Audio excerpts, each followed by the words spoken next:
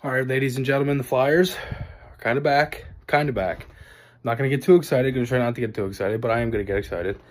A win. A win is a win is a win.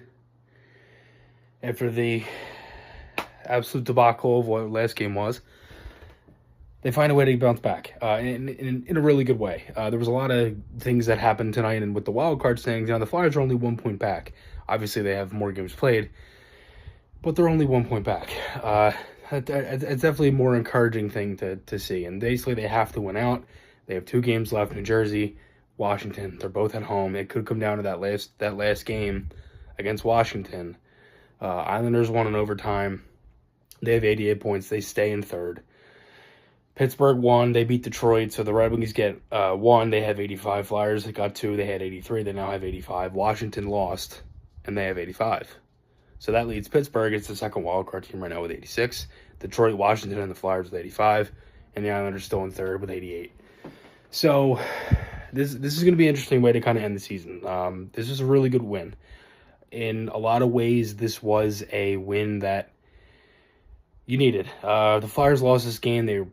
I don't think they would have been mathematically. They would have been pretty close, and they would have needed a miracle to not do it. I think they actually could have been mathematically eliminated, but even still, I don't know. But regardless of the fact, I think you understand what I'm saying. They have to win these games, and to have that stretch at such a bad time and to go through that and everything, it sucks. It sucks, right? But to at least still be in it with 2 games left is encouraging, and to have not just a good win, but to bounce back.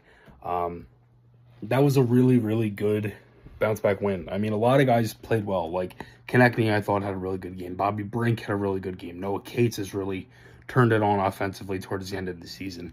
Sam Ersson was very good. The Flyers only held the Rangers to 2 shots in the third period. Like, that was a win that, like, a month ago felt normal. You know what I mean? Like, it felt like routinely.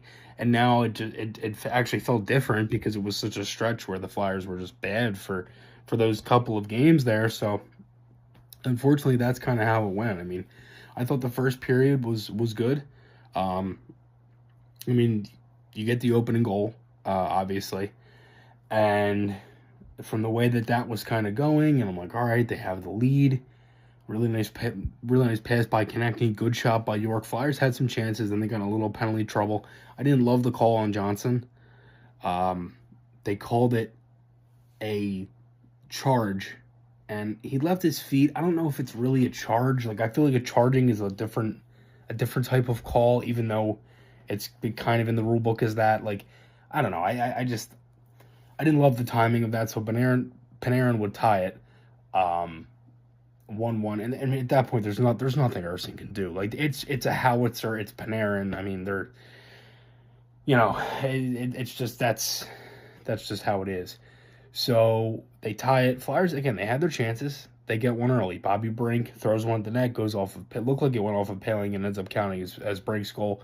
Then the Flyers, they had their chances, and there were some moments with the Rangers, but the Rangers, I felt like everything was to the outside. I feel like the Rangers always have a lot to the outside. Like, I don't necessarily think I think the Rangers are a good team. Do I think they're like a cup contender? No.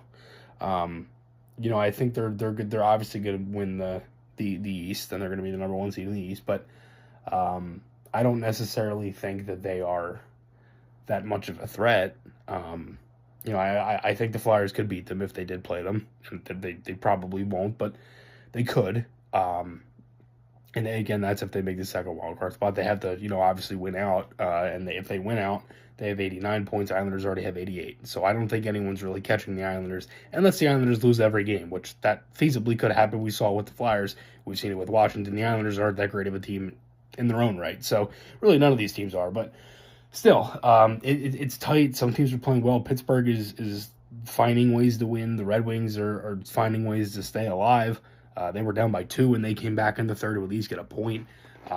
It would have been nice if the Flyers had, at least had won and got a little bit more help. But thankfully, Washington lost. That was huge, and it makes that last game of the season even more sweet, depending on what can happen. If the Flyers win, they're in. If Washington's in, they're in. And that could very well be possible.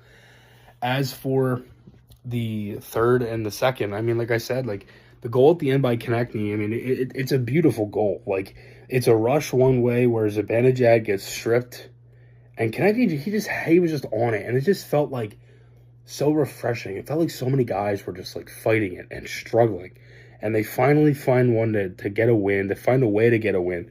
They find a way to keep themselves in the race, like I said, again, like it's a really, really, really solid team effort win. Like, this is the type of thing that you want to see late in the year when unfortunately, it could be coming, too little too late, right? But they're still giving themselves a chance, and who knows, they could still make this thing and give a team a run for their money in the first round. I don't know.